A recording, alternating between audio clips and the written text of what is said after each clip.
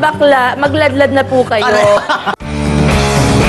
And now, back to Pink Lipstick dito sa TV5.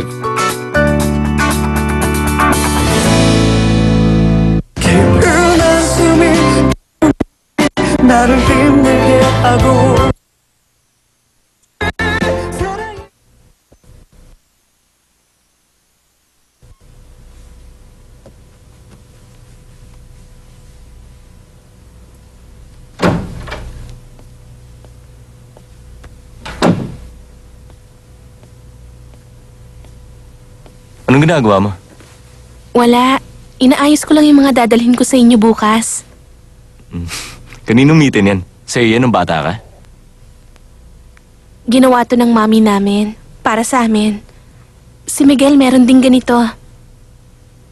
Alam mo, sa tingin ko, hanggang ngayon, tinatago pa niya yung ganito niya.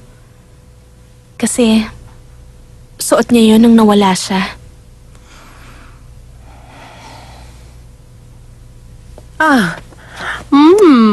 Ang sweet ni Aldwin, inuwian pa ako ng strawberry. Buti na lang mabait yung naging manugang natin, no?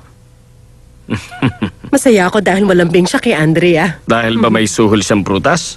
Hindi mo matiis na kainin yan bago matulog. Mas maganda siguro kung dito na lang sila titira sa bahay na to. Piruin mo, araw-araw niya akong bibigyan ng ganito. Masaya yun. Pambihira ka talaga. Nung 1 linggo lang ayaw mo sa lalaking yon.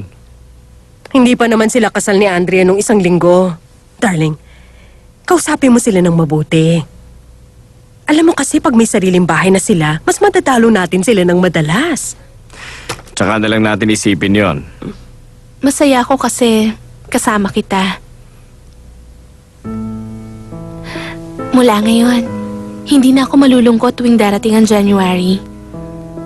Marami kasi akong malulungkot na alaala sa buwan na yun eh. Dati nadidepress ako kapag January na. Alam mo naman na claustrophobic ako, hindi ba? Pero mawawala na yon kasi lagi na kitang kasama. Alam mo, takot ako sa masikip na lugar. Simula nung makidnap ako nung bata pa ako. Tsaka ako ang naging dahilan. Kaya siya nawala. Kawawa naman siya. Kasalanan ko ang pagkawala niya. Alam mo, 6 years old pa lang nun si Miguel. Susunduin niya ako mula sa piano lessons ko. Kaso naligaw siya. Dati nga, hinanap ko ang kapatid ko. Pero hindi ko na nakita. Tapos habang hinahanap ko siya, nawala ako. Nakidnap ako. Namatay si Mami dahil nagsisisihan sila ni Daddy, kundi dahil sa akin. Sana nandito pa sila.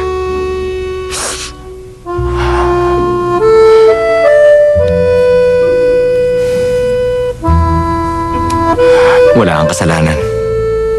Hindi mo gusto yun. Pero diba, buhay pa si Miguel. Balang araw, mahahanap din namin siya, hindi ba? Oo naman. Huwag kang mag-alala. Tutulungan kitang hanapin siya. Magkikita kayo balang araw. Huwag ka nang umiyak. Hindi ka dapat malungkot. Gusto ko lagi ka masaya. Bubuo tayo ng isang masayang pamilya. Magkakaroon tayo ng malulusog at masayahing mga anak. Alagaan mo sila.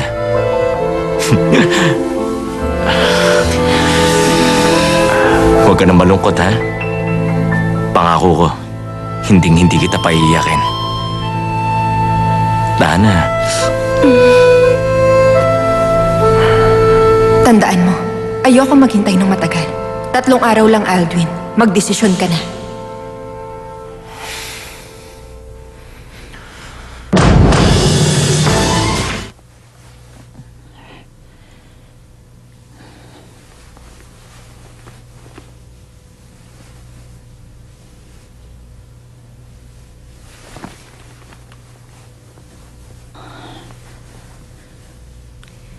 Andrea, parte ka na ng pamilya namin ngayon at alam mo simple lang ang buhay namin kumpara sa'yo. Kalimutan mo na ang mga panahon na nagbubuhay prinsesa ka sa bahay nyo. Kailangan mo nang matuto ng simpleng buhay kasama namin, ha? Naiintindihan mo ba sinasabi ko sa'yo? Opo, Mama. Wala akong masyadong alam sa ganito pero handa pa akong matuto. Hindi nakakatuwa ang wala kang alam. Ang pinaka-importante sa lahat ay tratuhin mo na parang isang hari ang asawa mo sa lahat ng oras. Kailangan niyang maramdaman ng ganong pag-aalaga sa bahay dahil siyang napapagod sa trabaho sa labas. Marami na po kayo nasabi, Ma. Pero Alvin, hindi pa ako nagsisimula. Sa oras lang na malaman kung pinababayaan mo at pinapahiya ang asawa mo, magkakaroon talaga tayo ng malaking problema. At hindi ko rin papayagan na mamalitin mo ko at ang sister-in-law mo. Naku, Mama, hindi ko po magagawa yun sa inyo. Mahal ko po si Aldwin pati na ang pamilya niyo. Yan ang isa sa kinaiinisan ko. Yung sumasagot ka agad habang nagsasalita ako. Bilang mother-in-law mo, gusto ko kapag may sinasabi ako sa'yo, palaging opo, mama ang sasagot mo sa akin. Ha?